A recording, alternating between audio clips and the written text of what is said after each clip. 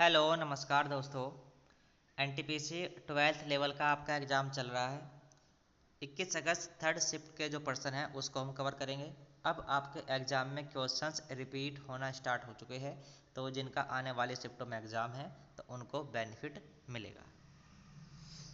संविधान का 104वां संशोधन किससे संबंधित है? रट लीजिए, संविधान 101 से लेकर 106 तक हर शिफ्ट में यहाँ से प्रश्न बन रहा है। ऐसी कोई शिफ्ट नहीं गई जिसमें संविधान 1 से लेकर संविधान 106 तक के बारे में न पूछा गया हो। बार बार पूछा जा रहा है। तो SC ST के आरक्षण को 10 साल आगे तक बढ़ाया गया है, और जो एंग्लो इंडियन लोकसभा में राष्ट्रपति के द्वारा नियुक्त किए जाते थे, एक प्रथा थी, इसको समाप्त कर दिया गया है। संविधान संशोधन 104। अमेरिका में नया राष्ट्रपति किस तारीख को शपथ लेता है? तो ये एक फिक्स डेट है अमेरिका में, तो वो है 20 जनवरी।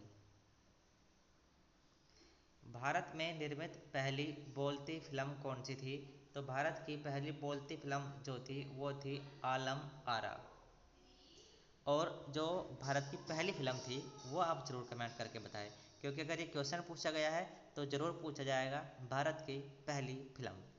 मालाबार तट कहाँ पर स्थित है? तो ये केरल में स्थित है। या फिर ऑप्शन में आपका पूछा जा सकता है कि किस तट पर है? तो ये पश्चिमी तट पर है। ठीक है, केरल और कर्नाटक का जो क्षेत्र है, लेकिन मैनली मुख्य रूप से इसको केरल में ही आप मान सकते हो।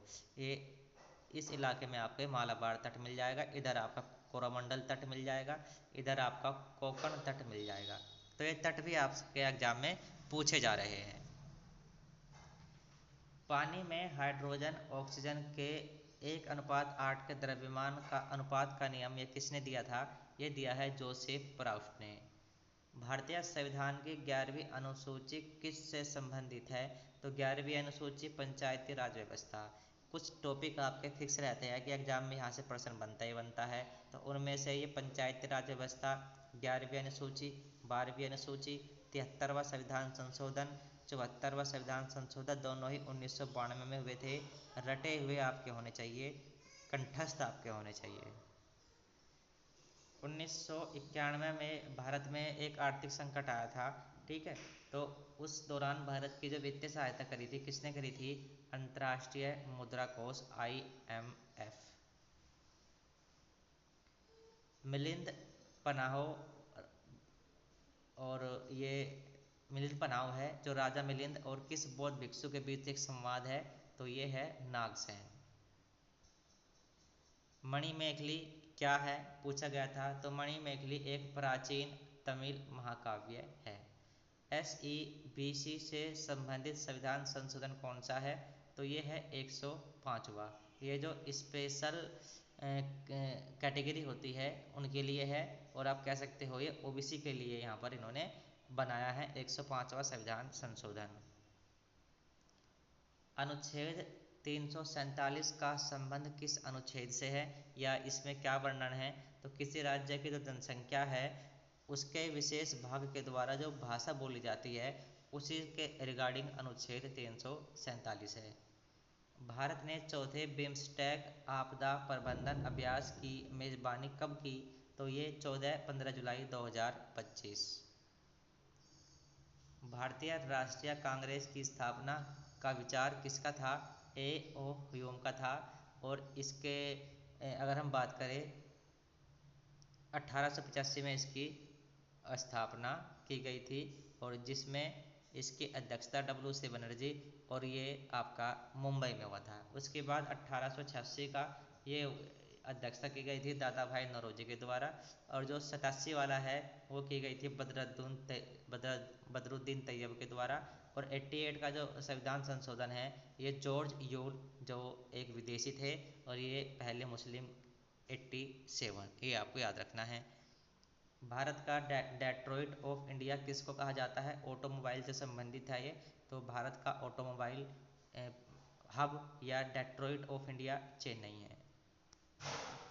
खेलो इंडिया यूथ गेम्स 2025 का आयोजन बिहार के कितने शहरों में हुआ था?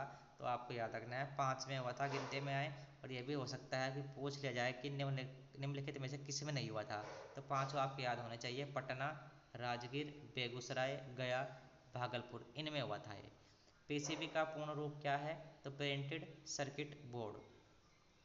कंप्यूटर में एक सीपीयू आपने सुना होगा, इसका क्या काम है पूछा गया था, है ठीक है।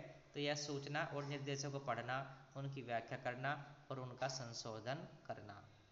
अखिल भारतीय संघ की स्थापना का प्रावधान किस अधिनियम में किया गया था? तो ये है भारत सरकार अधिनियम 1935। फिर है, कलिंग के किस शासक ने दूसरी शताब्दी ईसा पूर्व में जैन धर्म अपना लिया था? सम्राट खारवेल। और कलिंग का युद्ध कब हुआ था? 261 ईस्वी पूर्व। बहादुर शाह जफर को कब दफन किया गया था? 7 नवंबर 1862। स्वतंत्रता के समय 1947 भारत के व्यापार नीति क्या थी? तो संरक्षणवादी थी भारत की व्यापार नीति। न्यायमूर्ति डी.वाई. चंद्रचूड़ को किस यूनिवर्सिटी में प्रतिष्ठित प्रोफेसर के रूप में नियुक्त किया गया है? तो नेशनल लॉ यूनिवर्सिटी जो दिल्ली के अंदर है। तो ये कुछ क्वेश्चंस जो कल के आपके एग्जाम के हैं 21 अगस्त 2025 तीसरी शिफ्ट के।